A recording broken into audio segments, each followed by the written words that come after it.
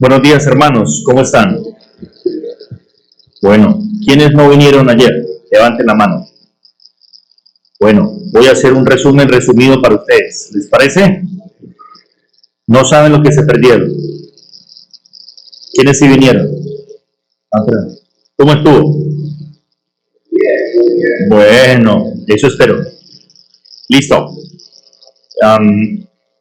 Vamos a abrir nuestra Biblia. ¿Tienen Biblia, cierto? Hechos capítulo 2, que debían haber leído. ¿No lo leyeron? Bueno, Hechos capítulo 2, solamente lo voy a tener como referencia. No vamos a leer todo porque es largo y ya me dijeron 25 minutos, entonces hay que respetar, y más en casa ajena. Bueno, los que no me conocen, mi nombre es John y me puede decir John. Felizmente casado, digo yo, espero que mi esposa diga lo mismo, yo creo que sí. 3 hijos, 7, 4 y 2 meses. Así que estamos en la etapa de adaptarnos, o sea, lo que es tener una bebé. Y por la misericordia de Dios, Él me llamó a la salvación, no sé cuándo, pero desde niño conocí la palabra de Dios. Y en algún momento, en el tiempo y en el espacio, no sé, pero fui más consciente de lo que es el Evangelio. Y aquí estoy. Y miro hacia atrás y creo que soy salvo. ¿Cierto? Ojalá. No, mentira, sí. Hay evidencias contundentes por las cuales creo que fui salvo. Además, serví como pastor durante 14 años en Bucaramanga y ayudé a trabajar en la plantación de nuevas iglesias reformadas ahí en el oriente colombiano y en otras partes de nuestro hermoso país.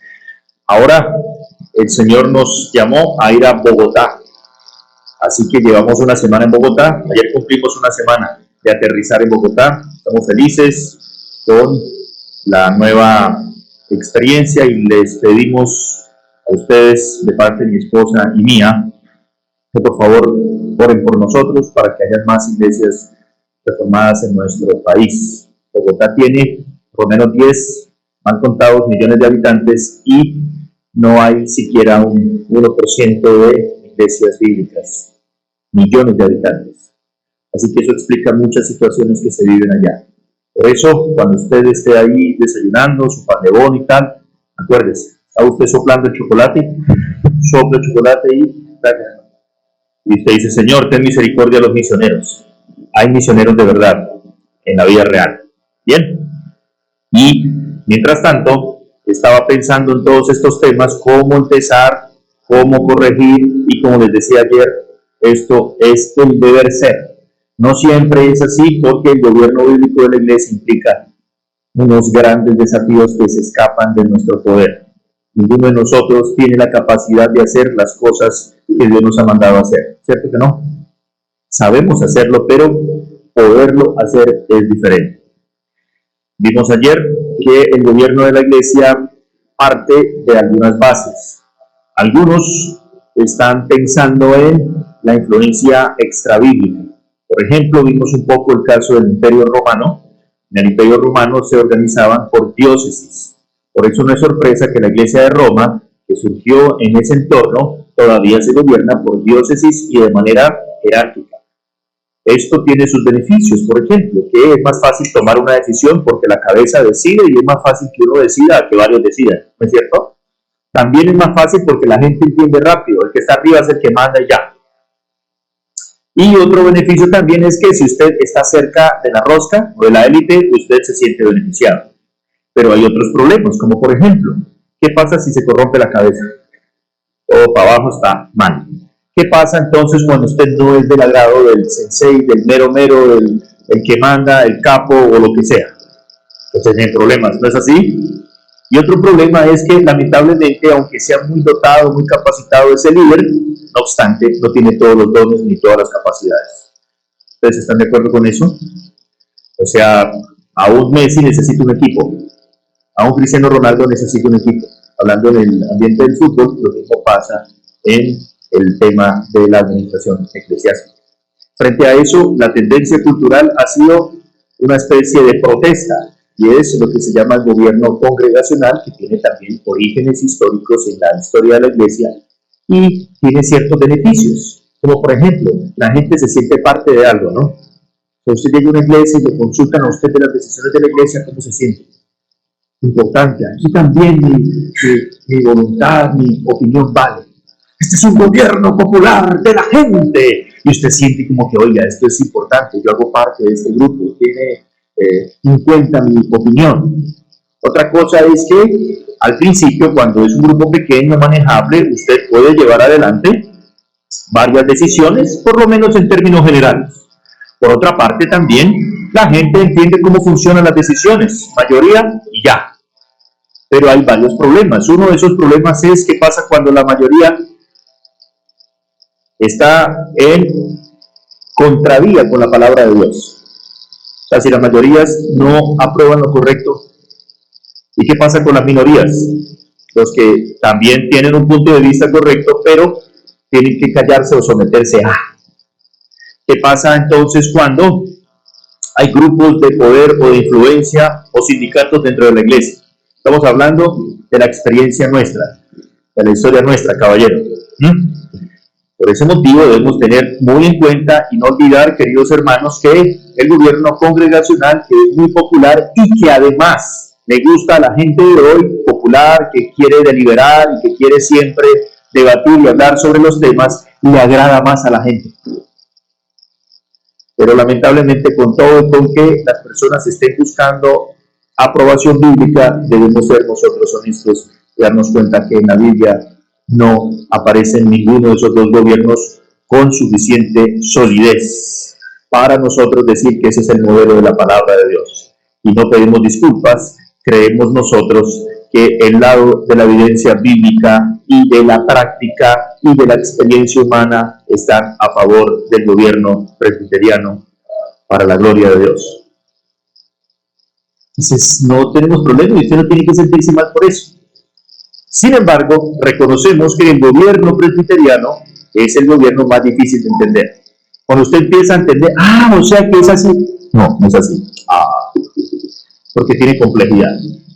Expliqué algunos principios en la práctica, apuntando a que usted más o menos oliera, más o menos se diera cuenta cómo funciona desde dentro, como cuando uno va a comprar un apartamento, una casa, o usted va a alquilar un sitio. Usted le puede enviar las fotos y tal, pero usted quiere ir al sitio. Usted quiere oler si hay humedad. Eso pasa con las mujeres, ¿no? No sé, excelente todo, es estrato 6, pero, no sé, siento un olor que no me gusta. Amor, por favor. Bueno, necesitamos nosotros estar dentro de cómo funciona el gobierno de la iglesia para darnos cuenta, oiga, es el sistema bíblico, aunque también tiene problemas. Primer problema, es difícil de entender. Segundo problema, se necesita que haya instrucción constante para que la gente sepa de qué se está tratando. No es cada 5 años, sino por lo menos una vez por año que se esté recordando y se esté recordando. Ejemplo, ¿será que las personas que manejan el tema político necesitan que se les recuerde la Constitución de vez en cuando? ¿Qué opinan? Si ellos lo necesitan y todo el día están trabajando con la Constitución, ¿cuánto más nosotros? En el plano eclesiástico, que se nos esté recordando cómo se toman las decisiones en la iglesia. ¿No es así? Otro inconveniente es que si nosotros colocamos personas que no están calificadas allí, ¿qué va a pasar? Burocracia. ¿Qué es burocracia? Tiene una palabra francesa que significa silla. Cuando alguien desde una silla empieza a organizar las cosas. No. Por ejemplo, uno de los vicios del gobierno presbiteriano, y ahora sí vamos a hablar de nosotros mismos, lo que callan los presbiterianos, ¿cierto? Es que nosotros normalmente tendemos a organizar o planificar una reunión para decidir otra reunión. Reunionitis. ¿No se ha dado cuenta? Otra reunión, sí. Vamos a armar una comisión para que supervise la comisión de la comisionadera. Por eso es importante de dónde viene la base del gobierno presbiteriano. Y son dos fuentes. Una fuente, por supuesto, la prioritaria, la fundamental es la palabra de Dios. Sin embargo, la palabra de Dios no viene en el vacío. Es decir, la Biblia, como hemos escuchado seguramente muchas veces, no cayó del cielo. ¿Ha escuchado usted cuando era niño? Del cielo cayó una rosa. Mi hermanita la recogió. ¿Recuerdan? Bueno, la Biblia no cayó del cielo, sino que estos hombres que gobernaron entendieron que habían, esa es la segunda fuente, gobierno o principios de administración en el universo de Dios. Por ejemplo, en cuanto al tiempo, estamos limitados. ¿Por qué? Porque el hermano diácono dijo que solamente teníamos un tiempo limitado. No, porque Dios estableció un tiempo limitado para las cosas de la vida, ¿no es así? Asumimos eso y vivimos así. Eso implica gobierno presbiteriano. Por lo tanto, si vamos a tener una reunión de ancianos de 15 horas, ¿tiene sentido tener una reunión de 15 horas y luego no llegar a ninguna conclusión? Lo que callan los presbiterianos. ¿Cierto? Pues si no sabemos qué vamos a hacer, vamos a orar y vamos a consultar con otro cuerpo eclesiástico que ya haya enfrentado la misma situación. Y así no vamos a estar reinventando la rueda otra vez, sino que vamos a apoyarnos en la sabiduría acumulada a lo largo de los siglos de la humanidad frente a estos asuntos. Sin embargo, tenemos que procesarlos a través de 3 principios que vimos en la Confesión de Fe de Westminster. Número 1, la Escritura, sus principios generales. Por ejemplo, en la Biblia hay un principio general y es que ¿quién es el que gobierna todas las esferas de la vida? ¿Quién es el rey? Jesús de Nazaret, resucitado. Así que Cristo gobierna todo, pero no todo de la misma manera. Cristo gobierna la familia, ¿de qué manera? Los papás, Dios le regaló. ¿Qué le regaló? Espero que tenga correa para que usted la utilice, no solo para colocarse sus pantalones, sino también para corregir a sus hijos cuando tienen que hacerlo. Es así. Estaba en un centro comercial en algún lugar del universo y mi hijo se portó mal y le hablé con todo mi cariño y amor paternal. La gente me queda mirando, ¡ay, qué terrible! O sea, ya es un escándalo corregir a un hijo. Y en otros países hasta cárcel tienen. Si no hacemos llorar a nuestros hijos en la casa, ellos nos van a hacer llorar cuando salgan de ella. No lo olviden. ¿Yo? Pero el pastor tiene que usar la correa con los hermanos. No, porque yo no soy su papá. Así que, como Cristo gobierna la iglesia, no es como gobierna la familia o como gobierna la institución civil. Hay que entender esa diferencia de instituciones. Lo vimos un poquito ayer, a través de muchos ejemplos. ¿Recuerdan? Los que estuvieron ayer. Para los demás estamos haciendo un resumen resumido. Por lo tanto, queridos hermanos, otro principio es que aunque Cristo está gobernando en todo, pero no gobierna todo de la misma forma, nosotros tenemos entonces que recordar que Él estableció ancianos. La palabra anciano significa anciano. Eso significa. Se supone que algunos van a sobresalir en cuanto a su madurez, su capacidad para liderar el cuerpo de Cristo, pero no todos los que son adultos realmente son maduros. Hay viejitos chéveres, ¿cierto? Que nunca maduran. Entonces no necesariamente ni automáticamente por ser una persona que lleva muchos años en el cristianismo es igual a decir que es maduro en la fe. De eso se tratará el sermón de hoy, cuando usted no madura. Pero usted puede ser joven y maduro. Pablo le dice a Timoteo, no tengas en poco tu juventud. Y él tenía 40 años, por lo menos, que era la mayoría de edad para el mundo greco-romano. Hoy estamos pensando en que muchachos de 14, 16 años elijan presidentes. ¿Ha escuchado? Eso pasa en un país entre Centro y Sudamérica. ¿Ha escuchado? Personas de 16 años saben qué hacer con sus vidas. Bueno.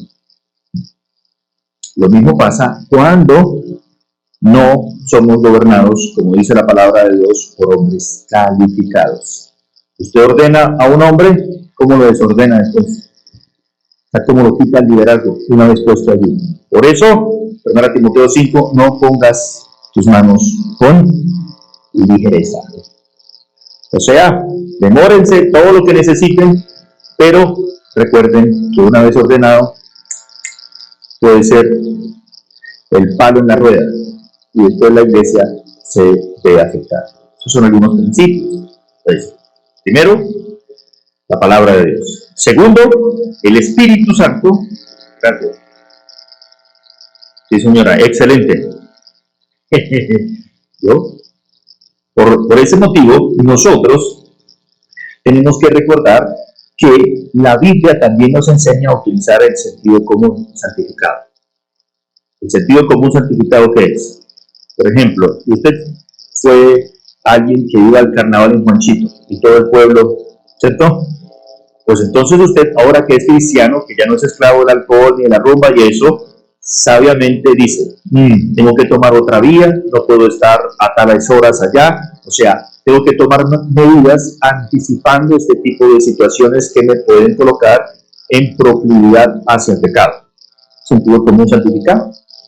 Bueno, del mismo modo, cuando tomamos decisiones en la iglesia, debemos nosotros, con el sentido común santificado, entender algunas cosas que son benéficas para el pueblo de Dios. ¿Ya? Por ejemplo, si aquí hubiese invierno, nosotros en Colombia decimos la época del invierno, pero eso no es invierno realmente. Cuando es invierno, ¿cómo hacemos con los niños o con los hermanos bien ancianos cuando baja la temperatura a menos de 0? O sea, eso es muy difícil. Y digamos que no haya calefacción. ¿Es sensato no tener calefacción o no tener en cuenta esos detalles? No, ¿cierto? O un sermón de 3 horas cuando hay niños presentes. Sentido común, santificado, ¿no es cierto? Y en tercer lugar, hay que utilizar la sabiduría de otras instituciones de la naturaleza.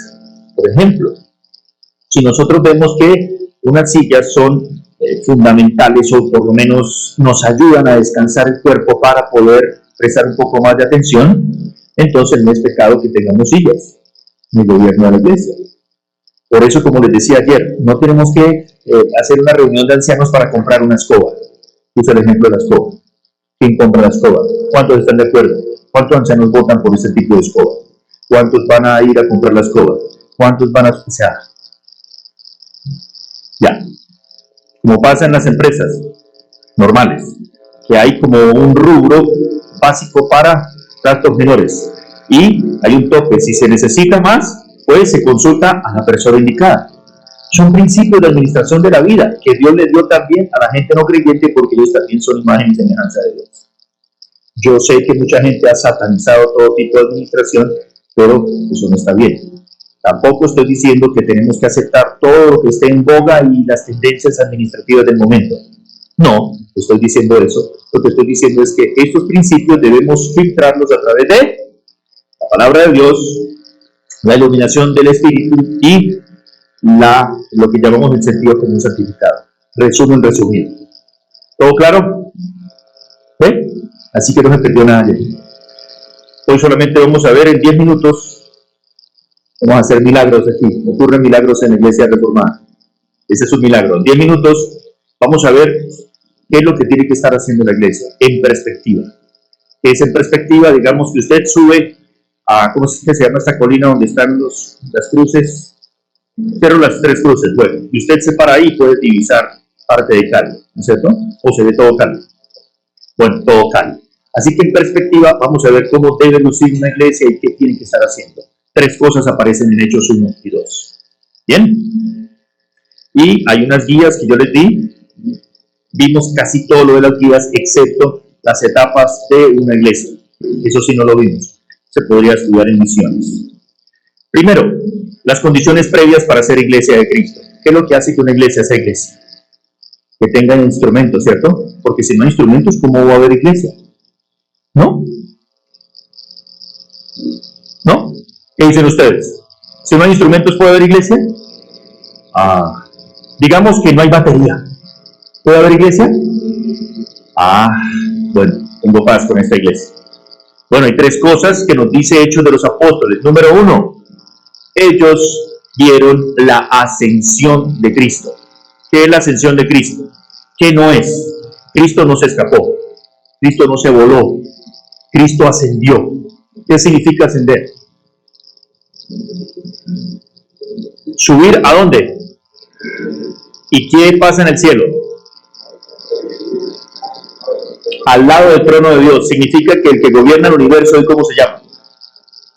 Recuerde, cuando alguien aparezca diciendo que los Illuminati controlan el mundo, el nuevo orden mundial, que los reptilianos y esto, usted, esa persona, debe sentir compasión y orar por él, porque no sabe que ya hay alguien que gobierna el mundo, y no es en la ONU, no es en la Casa Blanca, ni en la Casa de Nariño. Se llama a la derecha de Dios Padre Todopoderoso. Cristo resucitó y ascendió, dice Romanos 5:25, para nuestra justificación. Entonces el primer efecto es que Cristo gobierna el mundo hoy. Él estuvo en debilidad, pero ya no está así, ahora está en poder.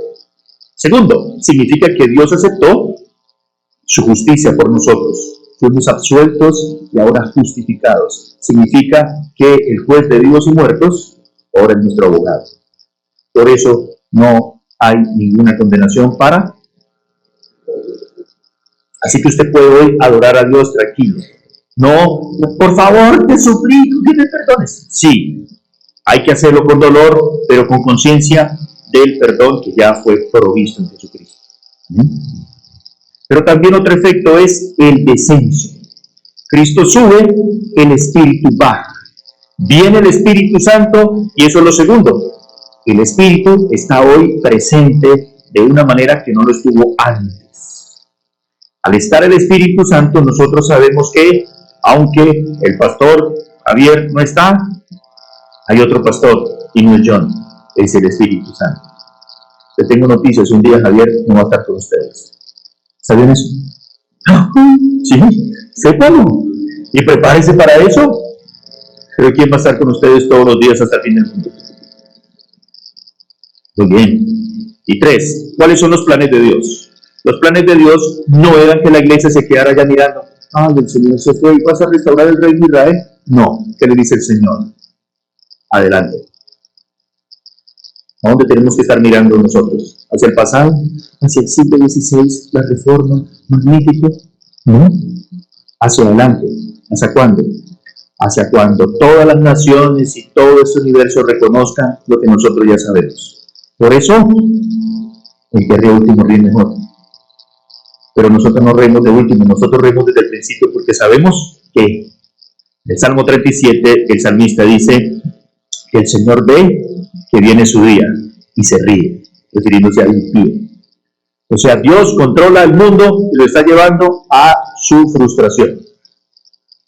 Cuando Dios decide castigar al impío, ¿qué hace? No lo castiga. El mayor castigo de Dios es cuando no castiga. ¿Cómo así? Cuando Dios deja que las consecuencias de su pecado lo alcancen. Eso hace Dios con la sociedad que se olvida de él. Por ejemplo, estudios de Harvard, una universidad famosa, dicen que se ha demostrado que la raza humana necesita un hombre y una mujer para crecer emocionalmente estable. ¿Usted necesita ese tipo de estudios? Nosotros ya lo sabemos, pero ellos están descubriendo que el agua moja. Imagínense. ¡Ay! ¡Por Dios! Eso es lo que hace que la iglesia sea iglesia. Un Cristo ascendido, un Espíritu descendido y un plan aclarado. Segundo, ¿cuáles son los compromisos permanentes que tienen los cristianos? Lo voy a terminar. Usted lee ahí que Pedro predica y la gente pregunta, hermana, ¿qué vamos a hacer? Eso preguntaron los que estaban escuchando el sermón de Pedro. Se acercaron a preguntarle a la esposa de Pedro, la esposa de Juan y Bartolomé, los que sean. ¿Varones? ¿Qué? Hermanos, ¿qué haremos? Pequeños detalles en la Biblia que nosotros asumimos y no nos damos cuenta. Los hombres eran los que gobernaron la iglesia. Y esto no es sexista, heteronormativo, heteropatriarcal, ni nada por el estilo. Simplemente Dios estableció esto con un propósito de revelación, de instrucción. Y Él les dice 7 cosas. Número 1, arrepiéntanse. ¿Qué necesita estar haciendo usted como cristiano para seguir siendo iglesia de Cristo? Arrepentirse. Segundo, crean. ¿En qué? No, yo tengo fe que todo cambiará. ¿Yo tengo fe en quién? ¿Qué más? Hay que bautizarse. Hay que seguir practicando el bautismo. ¿Qué más? sean salvos de esta perversa generación. O sea, siendo judíos, tenían que romper sus vínculos con y ahora unirse al grupo previo. ¿Cuál era la membresía previa a estos 3.000 que se unieron? 120, Hechos 1:15. O sea, la iglesia apostólica eran, ¿cuánto? 120. Y luego se unieron 3.000 sin contar mujeres ni niños. Así era el modo judío de contar. ¿De cuántos era la iglesia, por lo menos en términos generales? 3.120. ¿Qué más? ¿Y ellos perseveraron en qué? Doctrina apostólica. ¿Qué más? Comunión unos con otros, oraciones y disciplina. Ahí dice, y sobrevino temor a toda persona, incluyendo los apóstoles. 7 cosas. Si usted deja de hacer eso, deja de ser iglesia. Cumpleaños, baby showers, todo eso está magnífico, increíble, siempre y cuando no se sustituyan las actividades que definen lo que tiene que estar realizando la iglesia. Otra vez, el Espíritu Santo descendió y ¿qué ocurrió? La gente empezó a perseverar en la fe. ¿Para qué necesitamos el poder del Espíritu Santo? Para perseverar haciendo las cosas que Dios, el Padre, el Hijo y el Espíritu Santo han dicho que tenemos que estar haciendo. Amén. Consecuencias. Lo primero que hubo fue reconocimiento del liderazgo. La gente reconocía quiénes eran los hombres autorizados y dotados y capacitados por el Espíritu para dirigir la iglesia. ¿Ustedes reconocen quiénes son sus líderes o sus ancianos? ¿Por qué se deben reconocer? Porque ellos son los que imponen la voluntad en la iglesia, ¿cierto? No, porque ellos se humillan y son los que más sirven. Como dijo Jesús, en el mundo, el que más impone su voluntad, ¿cómo la gente lo llama? Es que están buenos, doctor. No más de bueno, ¿cierto? En cambio, entre vosotros, no será así. El mayor, ¿qué va a ser? Servidor. ¿Quiere ser influyente en la iglesia? Hombre, mujer, niño, joven, ¿qué tiene que hacer? Sírvale a otro. Como el Hijo del Hombre, que es el mayor y se hizo el menor de todos. Segundo, hubo unidad en la congregación. Nosotros no producimos la unidad. ¿Quién la produce? Dios. ¿Por qué? Es como el matrimonio. Es que nos separamos porque somos incompatibles. ¿Usted no sabía qué compatibilidad hay entre un hombre y una mujer? Por Dios. Usted va y compra, quiero eso, ya, y se lo lleva. Su esposa ve lo primero, luego de 6 horas después, ay, no me gustó ninguno, el primero. Ay, bueno, por lo menos, ¿tiene rojo? No, no hay. No somos compatibles en absoluto. Ahora súmele 4, 20, 50, 80 familias. ¡Imposible! Más el pecado, más la cultura, más la edad. La unidad se produjo en la congregación. Unos y otros estaban en común. ¿Qué más? Hubo prosperidad general. Se repartieron los recursos y todos prosperaron. ¿Cómo es posible que entre nuestros hermanos hayan necesitados? Lamentablemente el mundo hoy está viendo eso y nos está llamando la atención. Si en Colombia las iglesias debiesen estar haciendo lo que tienen que hacer, el mundo miraría a la iglesia como ejemplo, como pasó con Juliano el Apóstata. Anote ese nombre, Juliano el Apóstata, un emperador. Dijo, usó una palabra fuerte que no voy a repetir, esos cristianos aman a sus pobres y a sus débiles. No tenemos cómo competir contra eso, dijo el Imperio Romano.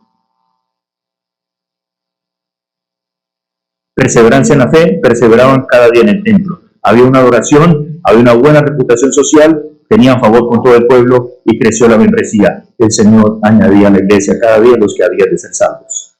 ¿Quién nos añadía? Y esa es la conclusión de todo lo que he dicho. Una iglesia necesita un Cristo ascendido, resucitado, un Espíritu Santo descendido y presente, lo cual ya está, y el plan claro, las instrucciones claras. ¿Qué nos corresponde a nosotros? Estar haciendo lo que tenemos que hacer y no estarnos preguntando cómo hacemos para que la iglesia crezca, sino preguntándonos por qué nuestra iglesia no está creciendo. Amén. Esa es la lección penúltima. La final es la que vamos a ver en 1 Corintios capítulo 3. Si tienen más preguntas, cuando venga el hermano Javier, él nos declarará todas las cosas. Oremos.